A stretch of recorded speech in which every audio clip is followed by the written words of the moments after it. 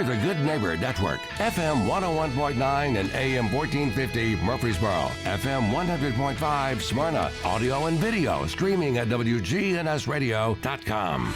This is the WGNS Action Line, talking with Rutherford County newsmakers about what matters most to you.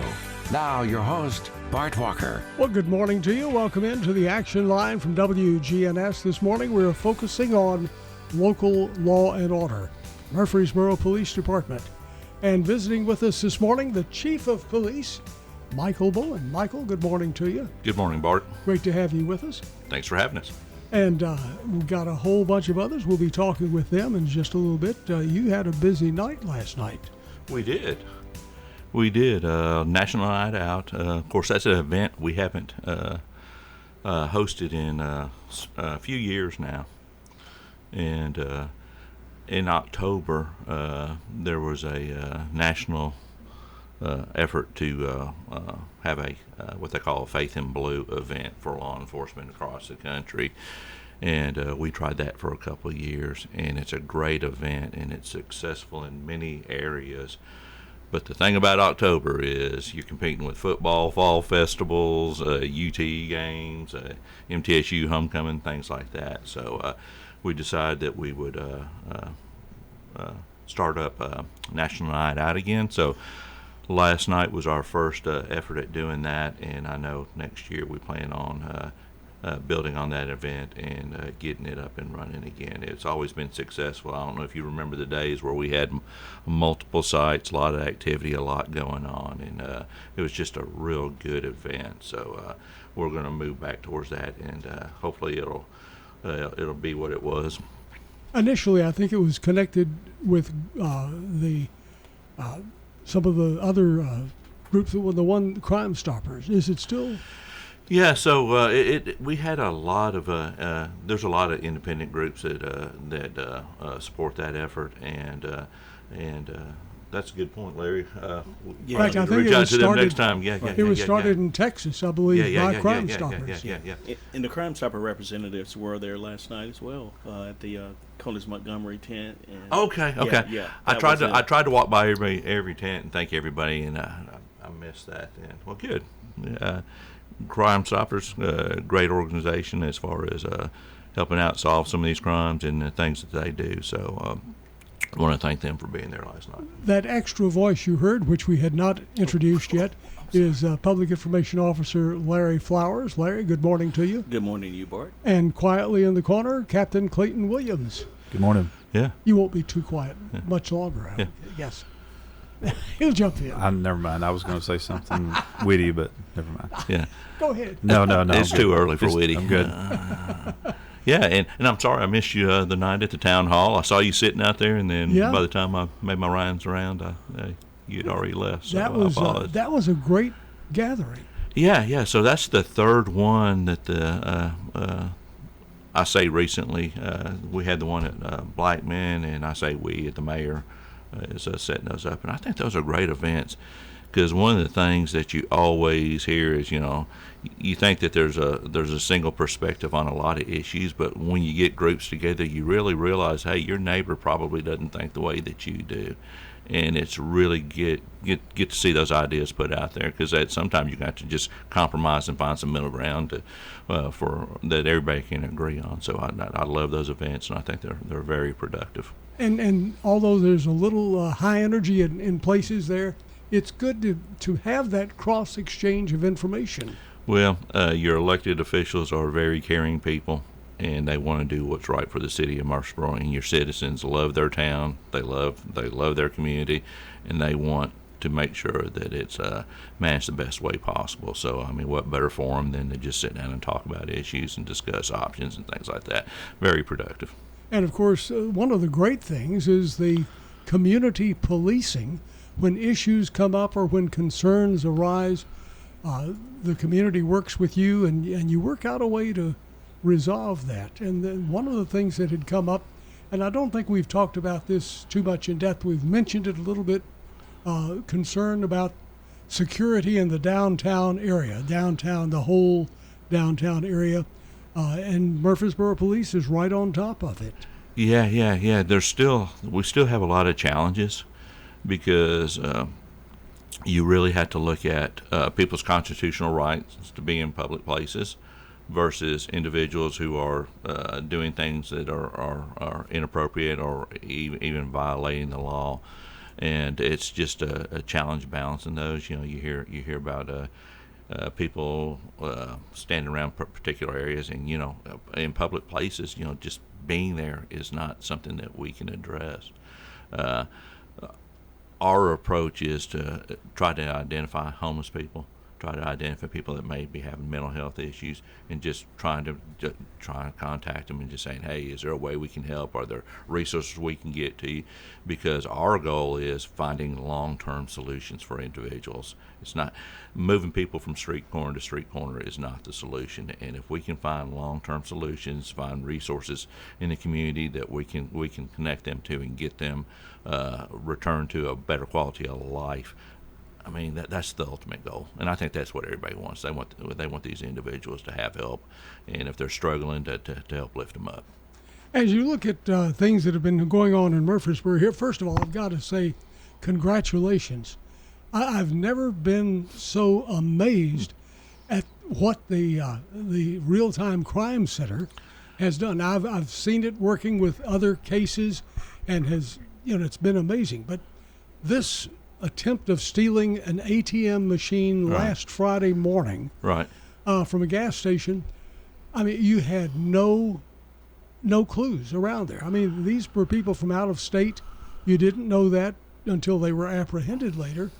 But the ATM was not taken, but unfortunately one of the culprits was killed. Right. He was shot by a person inside the store because they were in fear of their life. And I can see somebody knocking out a window with a sledgehammer, coming in shouting, and all of that. That would certainly make you fear for your life. Yeah, Bart. And, there's been so many successes. I think in the town hall the other day, I think last year, the first year that the system was up and running, we had, we call them successes, or at least that's what the analysts call them, 400. And what all that means is that the system gave us a lead, helped us locate something, and I think this year, halfway through this year, we're up to around 275 successes. And I was going to do it this week, and I probably need to do it next month. Captain Keaton couldn't be here today, but I need to bring him in, along with our crime data analyst supervisor, Ryan Lawrence, and have them sit down and talk with you, because we have a lot of active cases. We have a lot of cases that have been resolved and things like that, and they know where everything is as far as where they are at in the steps of prosecution, things like that, and they would I think it'd be good to bring them in and let them kind of talk about some of those things and kind of tell you where we're at and look at past cases that may have already been resolved that we can talk about a little bit more freely. But it's the license plate reader is what helps you on this one, wasn't it? Yeah, most of the times, I've always said that if I had to pick one piece of technology out of that crime center, and everything else had to go away, it'd be the LPR systems. You get your most value for those, and I know that people are still a little concerned about safety, but remember, those aren't tracking individuals; they're tracking vehicles, and that stuff is limited access at MPD. I know some agencies may give all of their officers access to that, but we have very limited access as to who can query that. We have audit provisions. We have, if you need information from that system and you're an officer, you need to fill out the proper request that we can say, hey, yeah, he got this information, but here's why he needed it or she needed it. So we try to make sure that stuff is protected, but on the other side, it's amazing how effective it is and how. Oh yeah. But it's like any tool. I can give you a computer. I can give you anything, and the tool's only as good as the people operating it. And I can tell you that I'm amazed by the analysts that we have at our department. They are sharp, and they really. the way they think through things is just amazing, and they're really outside the box thinkers, and have done some amazing things with that system. So yeah, it's equipment, but the success I think goes to them. Yeah, it's exciting to see. You're trying to figure out how would they have apprehended these people Right. in Arkansas, because you didn't know who they were to start with. Right. It wasn't like they were going to a nearby apartment and living there. Right. The LPA or LPR license readers were tracking them on Interstate 40 in Arkansas, which alerted the Arkansas State Police. They pulled them over without incident, and you got to think it was without incident because they probably thought they have no clue. This Right. is a burnout light or who knows what. Right. So they didn't try to run. Right. And there were the four people in there who were suspects from this one in Murfreesboro were apprehended without any problems. Right. And yeah. Out of curiosity, because I think this is what really puts it all together and gets a big round of applause for that facility, the Real-Time Crime Center. From when it started, 5 o'clock that Friday morning, until they were apprehended, I think people would be amazed at the quick response time, because that's from beginning to end. You had them locked up. Yeah.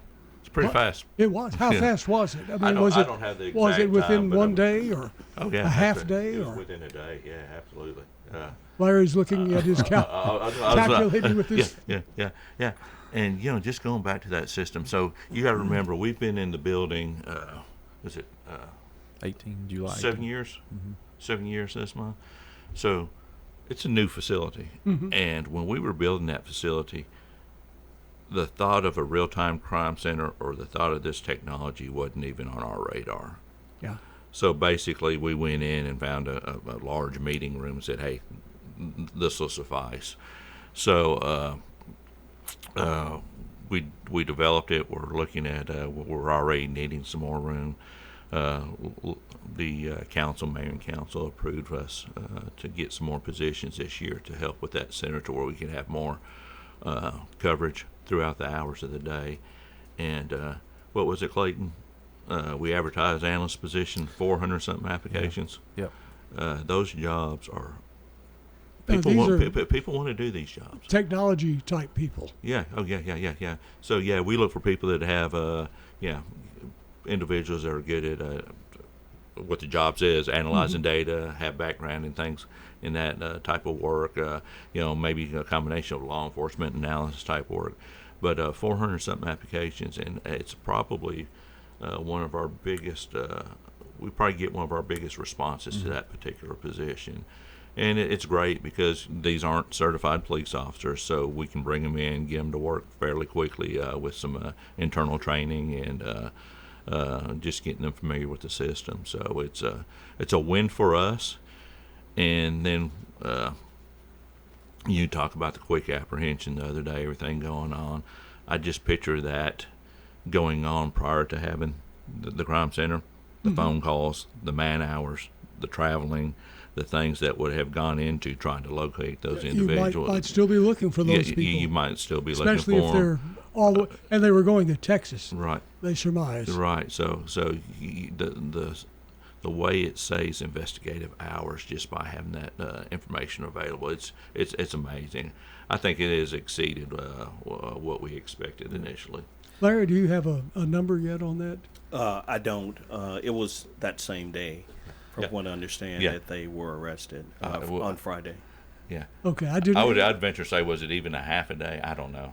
But it was. That it was really pretty tells quick. a Yeah, dramatic yeah, story. I mean, yeah, if you yeah. can say within 8 hours or 12 hours, they were, because they were so unknown, and that just shows you what Yeah. this real-time crime center can do. Yeah. What do you think? Is there something next on the horizon as far as technology for your real-time crime center? You have the ability to track gunshots. You can hear them, and then you triangulate the sound, and it takes you within how close to?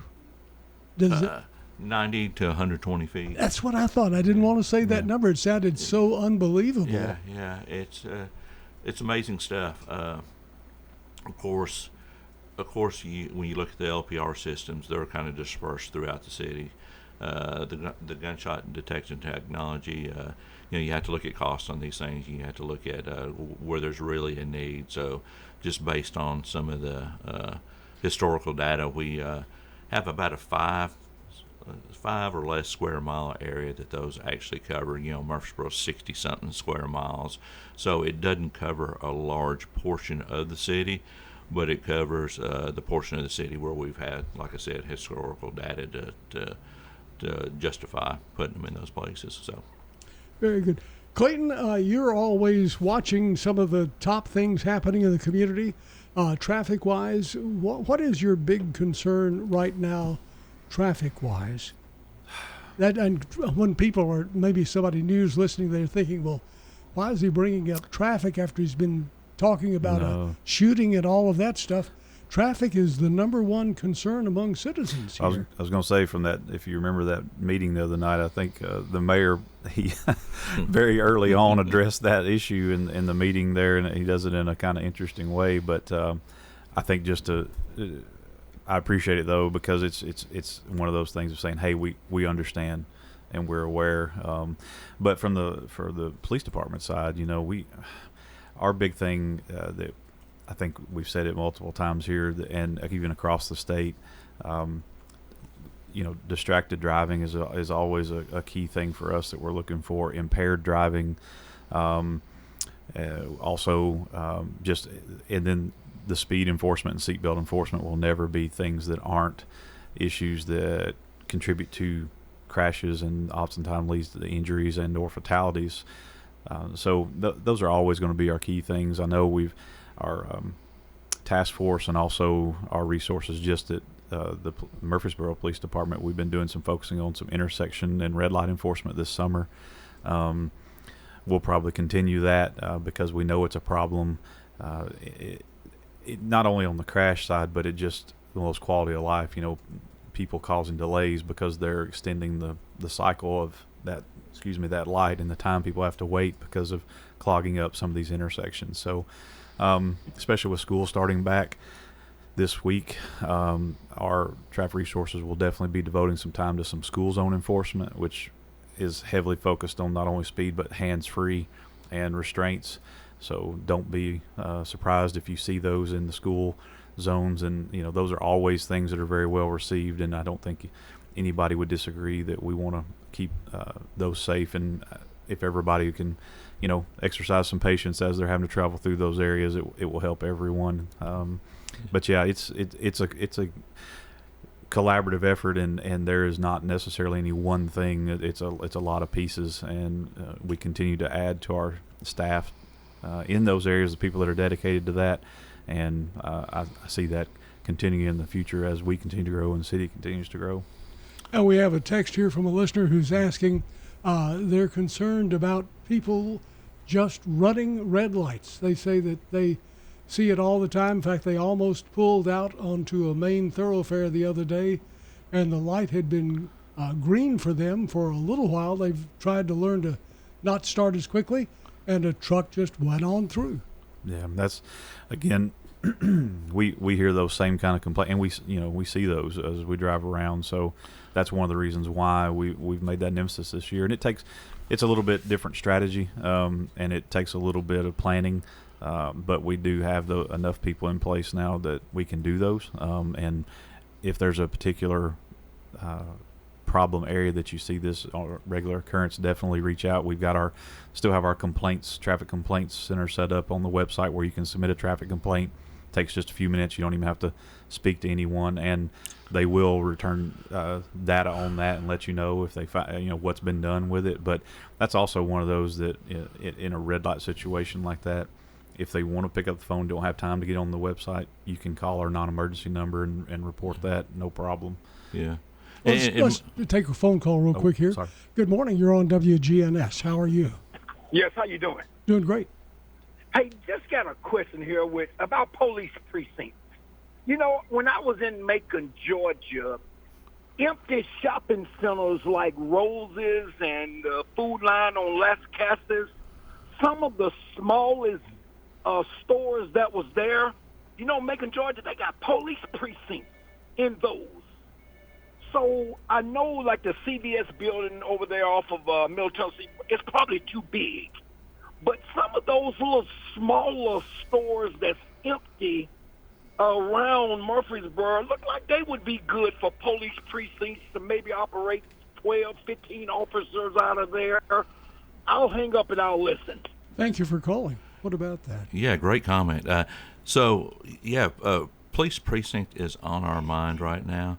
I know that when we had Highland Heights and Franklin Heights and different areas around town where we were offered the opportunity to have police precincts, we had them in those areas, and we kind of moved away from that. And from your discussion, Bart, about the downtown area now we're looking at, hey, do we need to staff downtown?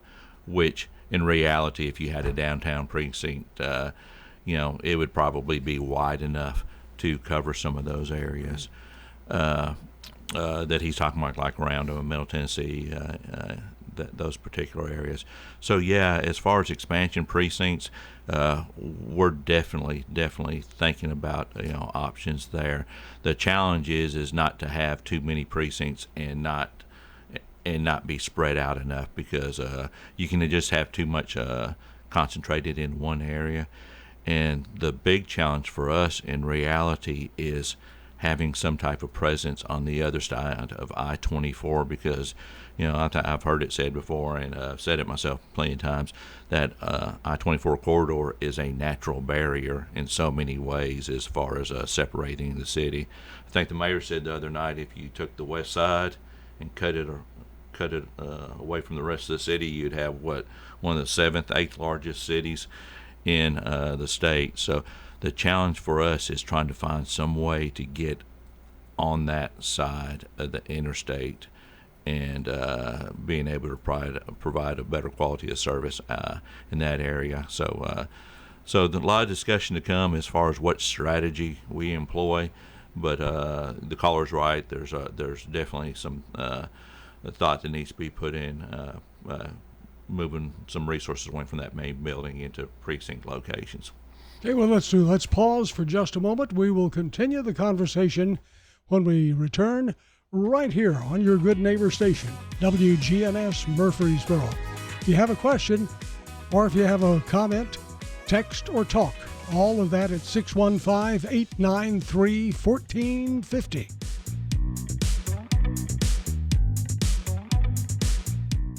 Bringing humor, insight, and a voice of reason. Hey, it's Rick. Join me for the Rick Burgess Show on WGNS, weekdays 11 till 2. Are you tired of constantly spending money on sprays and other things to control mosquitoes around your home? If so, come by Holden Hardware and get the Spartan Mosquito Eradicators. When used properly, the Spartan Mosquito Eradicators will kill mosquitoes. Come by Holden Hardware on the square and get the Spartan Mosquito Eradicators. This year, make mosquito control easier and cheaper. Come by Holden Hardware on the square and get the Spartan Mosquito Eradicators. This is Peter Demas, and our family is inviting your family to come eat with us at Demas's restaurant. When Kristen said, okay, when we're going to do the remodel, because we're celebrating 35 years, we also wanted to make it more open and inviting, so we made the lobby a lot more open. Booth seats, a little bit different colors to kind of still keep it a little up to date, make it fresh. We wanted to make it cozier, make it a little bit brighter for people to see, to pay homage to where we have been the entire time. Demas's Restaurant on Northwest Broad Street. Hey, this is Dan with Music World and Drummers Den. Come in for your guitars, keyboards, drums. We have you covered. Our prices will normally meet internet prices. When I buy a guitar, I have to put my hands on the guitar net. You can do that here. You can try your instrument before you ever put any money on it at all. And still cheaper than what you could get online most of the time, at least match their prices at worst. Come see us at Music World and Drummers Den, 2762 South Church Street, right across from the golf course. Good morning. Still got heavy traffic out here coming down Vietnam Vets westbound. Approaching Conference Drive, all that traffic coming through Hendersonville. It's been slow for a while. 65 north up through Spring Hill, trying to get up through that southern portion of Williamson County. Still building right now in from Wilson County through the Mount Juliet area as that traffic volume gets a little bit heavier on I-40 westbound as you head over into Hermitage. Hey, Princess Hot Chicken has live entertainment tonight at 6 o'clock. Order online throughout the day at princesshotchicken.com. I'm Commander Chuck with your on-time traffic. From brakes and alignments to new tires and wheels, Tire World, locally owned and operated in Murfreesboro, Smyrna, and Laverne. Tire World, we keep your family rolling. Online at tireworld.us. When the weather's at its worst, we're at our best. Talk Radio WGNS Murfreesboro, FM 100.5, 101.9, AM 1450, TV 11. Who is that masked guy that slipped in there? Our phone number is 615-893-1450. We are back. The action line this morning is powered by Middle Tennessee Electric. Their virtual meeting is coming up Saturday, August 16th. Saturday the 16th, the virtual meeting of Middle Tennessee Electric, 2 o'clock in the afternoon. You can register to be eligible for prizes. You can submit questions. You can vote for the officers at Middle Tennessee Electric.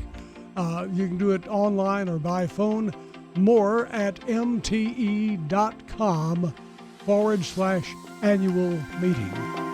Welcome back. Want to say happy birthday this morning to Michelle Blaylock Hauser, our Slick Pig birthday winner. She wins that delicious banana pudding from the Slick Pig.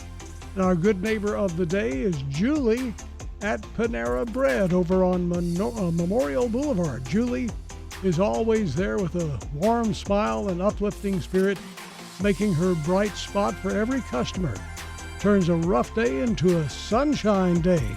Julie at Panera Bread on Memorial. Welcome back. We're talking law and order this morning. Murfreesboro Police Chief Clayton. Sorry. Nope. You know something I don't know? Nope. There's a coup going on here. That was a later release. I'm sorry we let that one out. No, I'm kidding. Chief Michael Bowen, how are you, Michael? Pretty good. Until then. Pretty good. I'm going home. And Captain Clayton Williams. PIO Larry Flowers, how are you, Larry? Well. Do you want to be the chief? No, I'm not certified. I can't be the chief. Well, we're around the corner from schools. Some of them are going on. That presents some challenges, and it presents some education for motorists. Yeah. And I know we talked about that earlier, and thanks for letting us revisit the topic, because without a doubt, this time of year we will start getting complaints about the way parents drop off kids at schools and all the issues, and it happens every year. And there's that settling in period. You got new parents that aren't familiar with the school procedures. It just takes time for adjustment. So I would just encourage, if you're dropping off kids at school and you see some things or you get frustrated, just have some patience those first couple of weeks, and just let things kind of settle in. I know that a lot of these schools are built around neighborhoods, so if you're picking up children, remember, don't block mailboxes, don't block driveways, those types of things, and just make sure that you're being mindful of those type things. And within a couple of weeks, things should settle in, and everybody will know the routine.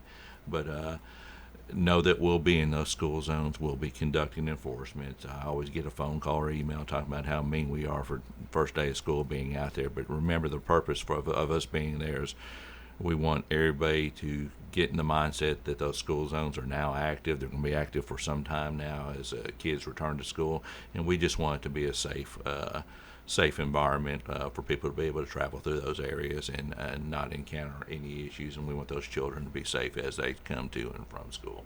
Clayton, I know you had some. If anybody's traveling in the West Northfield area, just off of Memorial there, you may have seen some light construction. I know I drove through there yesterday, and there's some temporary lights there. They've extended the entrance off of Dover Street to Middle Tennessee Christian School, and they're going to incorporate that into a school zone. So if that's normally part of your route, especially when you're coming from Highland, you know, there may be some slowdown and backup there on the road. So just exercise some extra caution there and be patient while they finish, get that fully installed. Yeah, and the temporary lighting, there's temporary lighting that you're probably visually not used to. So just remember it's there, and it'll be replaced with a more permanent solution. And where is that location? So it's West Northfield at Dover Street. That most people may not know where Dover is because if you're not going to the school or live there, but it's between Highland and Memorial Boulevard. Okay, near what school? Middle Tennessee Christian. Okay. It's a back entrance, so you don't see the school from the road, but they've changed some of the footprint of the school to allow that entrance to be used a little more to get, and it should hopefully help with some of that Memorial Boulevard traffic. Yeah, that's really rough. Yeah, there's a lot of people going in and out of there. So very good. That school has exploded in size. They've grown. They're doing a lot of building over there. We have a text question here from a listener, and they're asking about, they say they see people using the hand phones while driving all the time, and they know that's dangerous. What's being done to stop that? Issuing citations when we can catch them, but I mean, it's one of those things. I think you just can't see it, I guess. Nah, well, and enough people are doing it to where it's kind of like you can't catch everybody all the time. Can you pull that mic around in front of you a little bit? Bart, aim it toward you. Aim it toward you, I think is what it is, because when you get to the side of it, it sounds like you left the room. There you go. That's about the fifth time you scolded me for that. Well, you haven't had to go to the back of the room yet. All right. What were we saying? Hands-free. You were talking about. Yeah. So definitely distracted driving, the red light, the neighborhood speeding. Those are things that are definitely on our radar. And I wish we could issue everybody a citation that's doing it, because it really is dangerous. You see people sitting at intersections because they're on the phone. The light turns green. Traffic's all backed up, and that person's not moving because they're on the phone. Or you see people. I see it a lot of times at nighttime when I'm off at work, because you can see the light inside the car as people are driving down the road, and they're just focused on it, and you cannot drive safely and have that device in your hand, and it's just it's just dangerous. Yep. We got another question here from a listener. They said they were in traffic yesterday. They're on Old Fort Parkway, and they were toward the back of the line and wondering why it was not moving. And when they heard that it was a pedestrian had been hit, their heart went out to them, because they say they hear about this all too often in Murfreesboro, and they think that sidewalks would reduce that problem. Now, this person was not on a side; she was crossing the roadway. Right. That was actual, I think, crossing the road in the crosswalk, and tragic incident. And I think Larry, you all may have put out something on that. So, of course, the investigators will be working on that case to figure out all the. Is there anything you can do about making it safe? I don't know how you could make it any different from what it is. Yeah. So in that case, without knowing all the specifics, it's obvious a vehicle hit a pedestrian, but then you have to look into, But in other cities, what can you do to make those crosswalks? I'm fixing to come. Yeah. So we have to look at the causal factors to know how to respond. But I think that. The sidewalks, the education, there's just so many components to it. And I think, Clayton, the pedestrian grant, are we still doing that? Yeah, it's getting ready to, I think one's closed, but it's getting ready to start back up. And the engineering piece, the city just invested. That's been a massive project right there. That intersection was just redone. It's marked well with crosswalks. Yeah, and all that, so. Yeah. And the reason I said what I was saying, Bart, was you just have to have that awareness. Yeah. And I'm not saying this is an individual didn't, because I don't know the details behind what occurred. But yeah, just that attentiveness when you go into those intersections. Make sure you're not being distracted, because you don't know what motorists are going to do. Motorists, when you're entering those intersections, when you see those crosswalk markings on the road, just pay attention and make sure that you're not missing something. And then, like I said, the state has sponsored a grant that involves pedestrian safety, and we're participating in that as the educational component.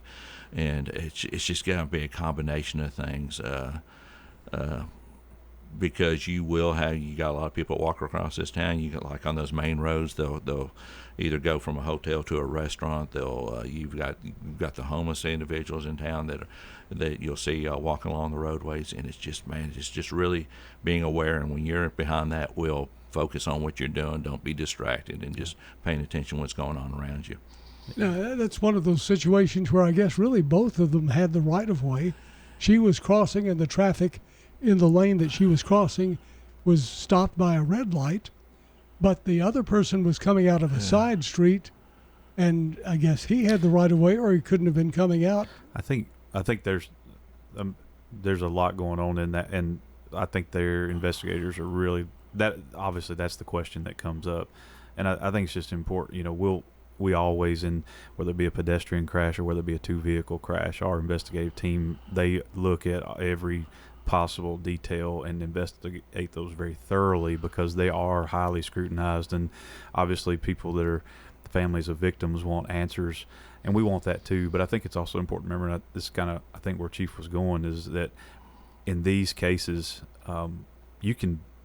there may be somebody right and somebody wrong, but at the end of the day, somebody's still dead.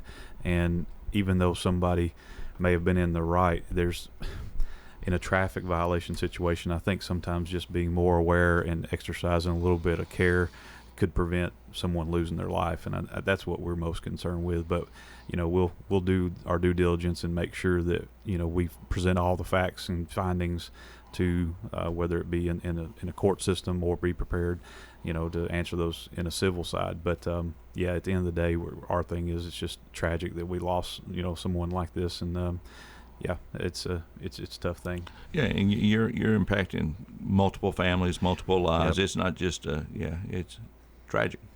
It is. Now, are you seeing with traffic being a problem, and this has been the number one issue in Murfreesboro from the citizen standpoint? They're most concerned about heavy traffic. Has that increased the number of pedestrians being hit? It seems like it has increased, but I haven't tried to keep numbers on it.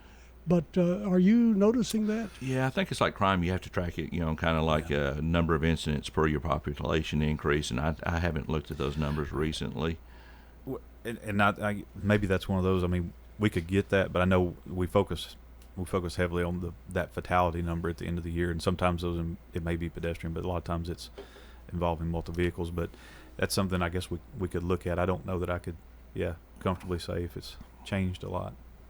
Okay, our phone number, 615-893-1450, 615-893-1450. We're going to pause for just a moment, and we will be back and continue the conversation this morning right here on WGNS. We're talking law and order.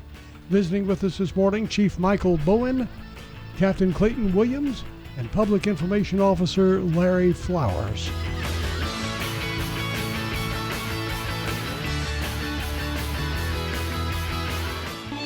FM 1019, FM 100.5, WGNSradio.com. The Good Neighbor Hi, Network. This is Jenny Harrison with Ryan Flowers Coffee and Gifts. I want to welcome you into our shop for a variety of different things to see. And if this bright sunshine isn't cheering you up enough, we have some lovely bright interior arrangements to help give you an extra boost to your day.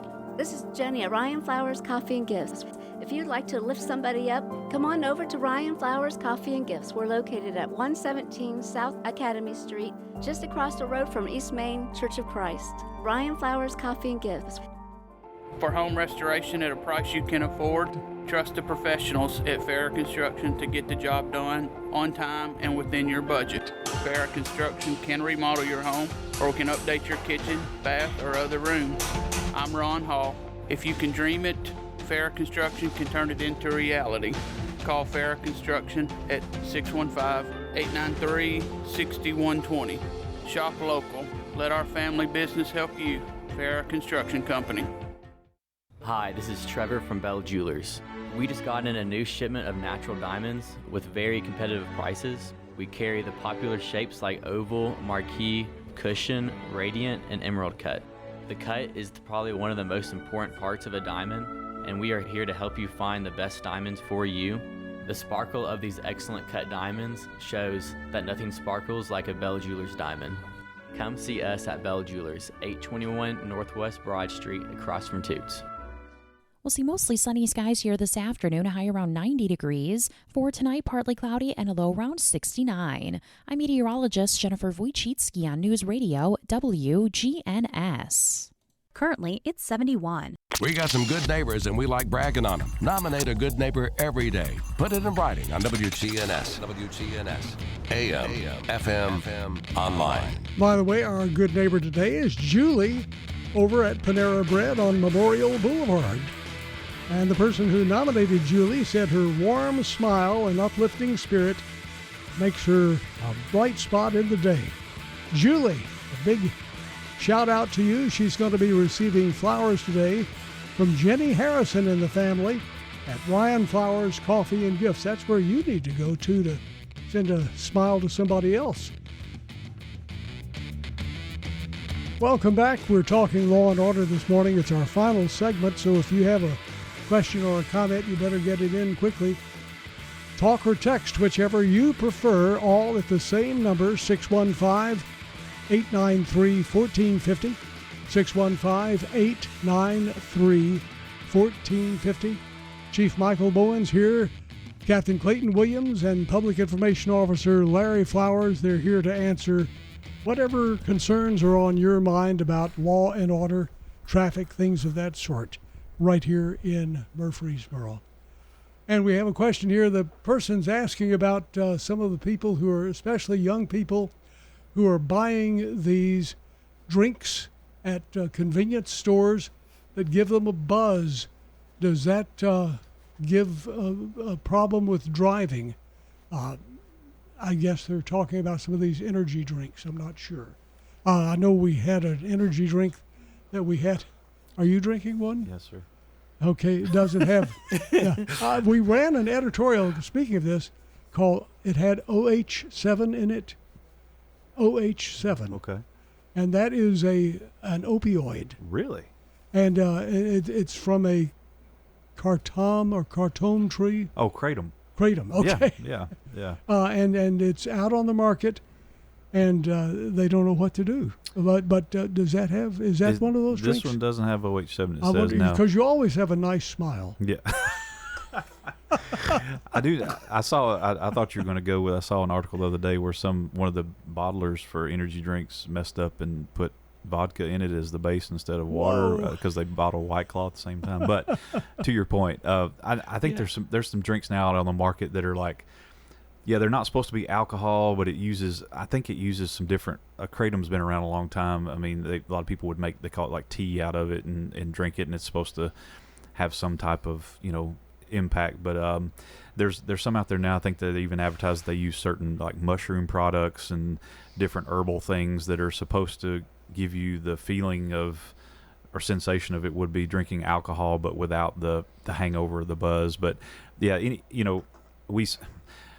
we've seen things people use to be impaired. I mean, across the map. I mean, so anytime if it's something where we would still use the same type of indicators and same types of testing, that we would if we see somebody or we believe they're driving impaired, or we saw something that they had taken, So there will always be new things on the market like that. But luckily, the standards are the same. And now that the primary testing method for impaired driving, they would use a blood test. A lot of times that would show, and then with creative pieces, like sometimes the district attorneys have to make or when it gets to the court, to make a determination of like, well, we see this, and they have to base that on the factors and what was going on at the time to determine if it did in fact impair their driving. So I don't know that I've seen any. I haven't heard that bubble up from any guys on the street that said, "Hey, I saw this," but it is. I do see advertisements for that, so it is something else to just have to be aware of. Yeah, and I guess for the caller's benefit, if there's a concern about a particular product where they might think that there's something that's inappropriate for juveniles to purchase. If it's something that requires somebody to be a certain age, like alcohol, if they have a concern about a particular product, give me a call. I'll put you in touch with the right person.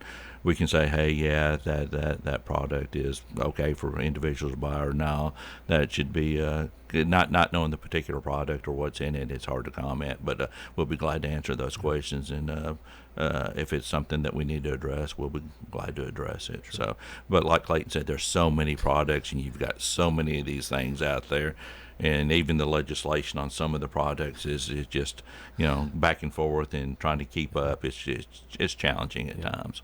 We have about a minute left in our broadcast, and we're in the first week of school. That'll be going on for at least everybody this week. Some of our already in school. But any final thoughts, any reminders, any underscoring that you want to share this morning about back to school? No, just remember those intersections. As always, we want people to focus on safe driving habits, and as many complaints as we receive, and as much effort as we try to put behind traffic enforcement, nothing can replace personal accountability. So if people are teaching the young drivers to be personally accountable and just really following the rules of the road, that goes a long way. So very good. Well, we want to say a special thank you to Murfreesboro Police Chief Michael Bowen, Captain Clayton Williams, and Public Information Officer Larry Flowers for joining us this morning and updating us on law and order here in the heart of Tennessee. Great place to live. Thank you for making it a safer place to live. Much more to come right here on your good neighbor station, WGNS Murfreesboro. We'll be back tomorrow.